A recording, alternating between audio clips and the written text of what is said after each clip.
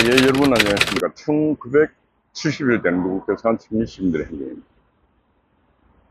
9월 3일 중국 전성기를 행사한다. 그 행사에 한국도 참석을 했으면 좋겠다. 이재명 대통령은 참석을 못하게 됩니다. 우원식 국회의장이 참석하는 걸로. 그런데 문제는 북한 김정은 이가 전성기에 참석을 합니다. 러시아 푸틴, 시진핑, 김정은, 동북아시아 어떻게 보면은 예측할 수 없는 악의 축입니다. 그럼에도 불구하고 현실적으로 우리가 상대해야 되고 우리가 또 외교 관계를 가져야 되고 우리가 대화하고 소통해야 될 그런 나라들입니다. 이 세상은 선과 악이 상존하고 공존하는 세상입니다. 나는 선하다 그래서 악한 것을 멀리하고 그렇게 살아갈 수 있는 세상이 아닙니다. 어쩔 수 없이 얽혀서 인간 세상을 살아내야 되고 국가와 국가 간의 관계도 그렇게 형성돼야 됩니다. 지금 동북아시아에 긴장이 감돌고 있다.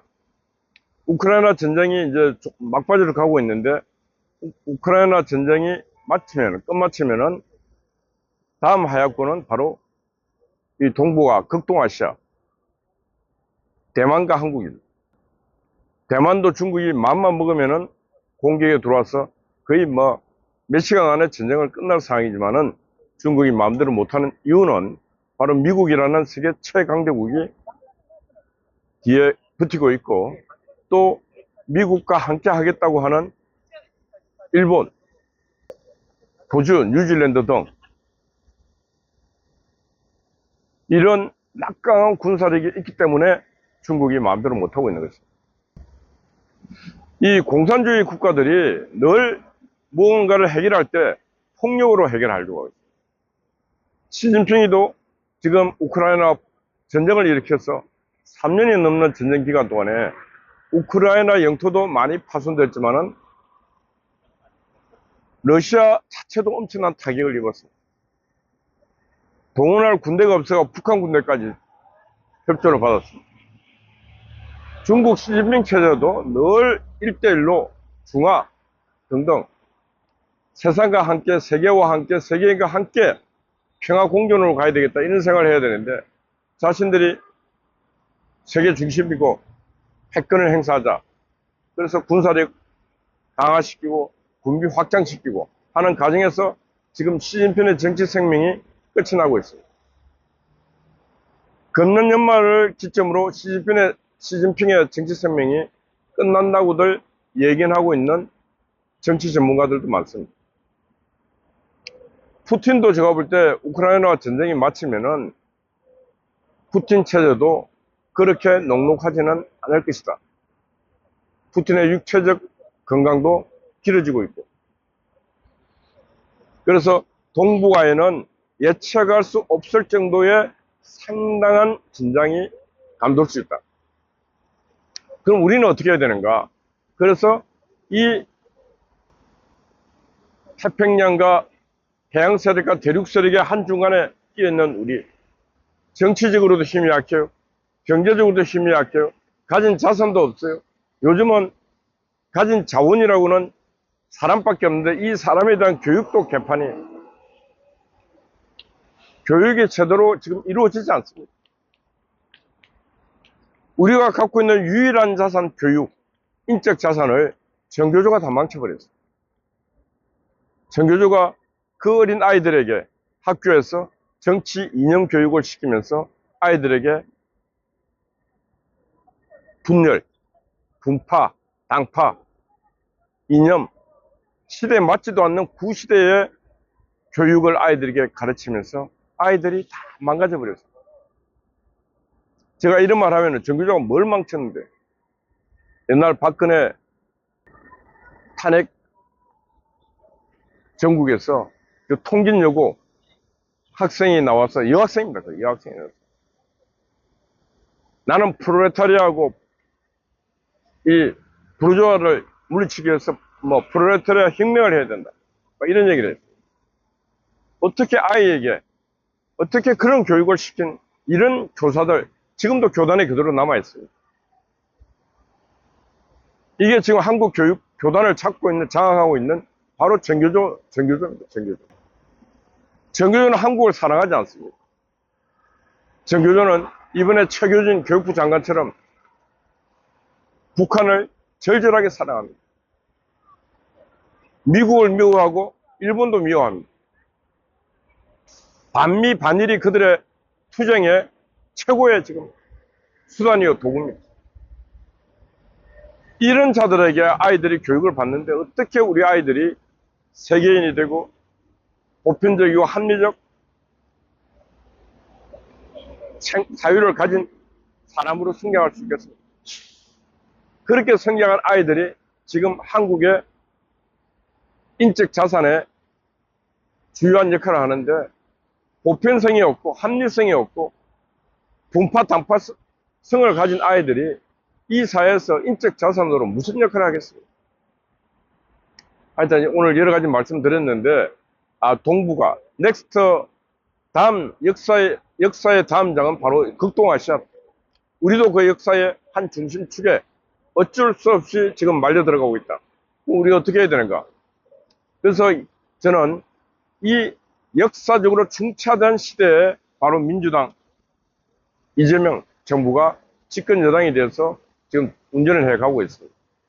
근데 과거의 사고로 운전을 해간다면 이 이재명 정부는 역대 헌정사상 최악의 정부로 남을 것이고 이 이재명 정부에서 일을 했던 많은 사람들은 역사의 심판을 반드시 받습니다. 이번에는. 그럼 어떻게 해야 되는가? 성공해야 되지 않겠습니까? 성공하기 위해서는 어떻게 해야 되는가?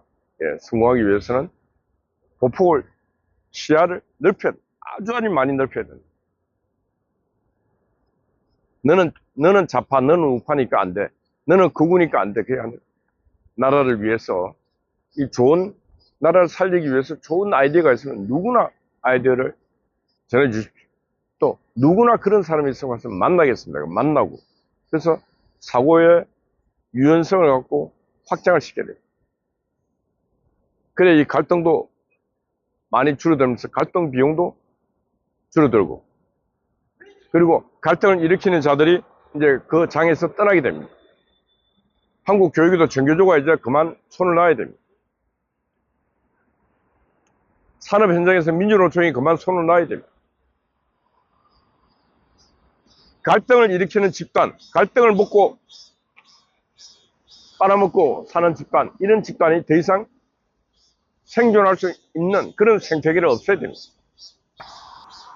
학교 어린아이들 상대로 급식에서 장사하고 있는 사람들, 이것도 생태계 다 바꿔야 됩니다. 시대가 급변하고 있는데 80년, 90년씩 사고에 석화되어 있는 그런 자들이 지금 민주노총이요, 정교조요, 이런 자들이 지금 산업 현장을 장악하고 교육 현장을 장악하고 나라가 발전되겠습니까?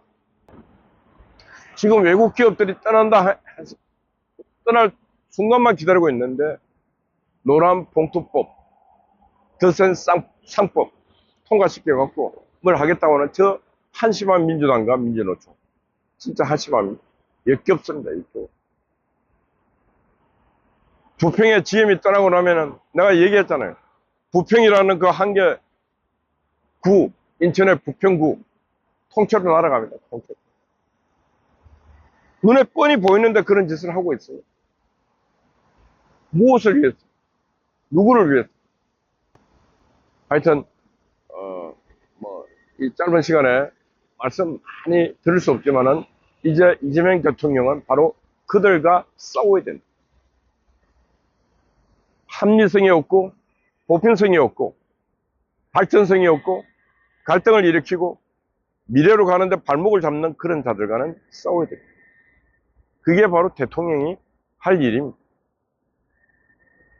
그들의 그 요구를 물리치지 못하고 그들의 발목이 잡힌다면은 이재명 정부는 헌정사 최악의 정부로 남을 것임을 알아야 됩니다.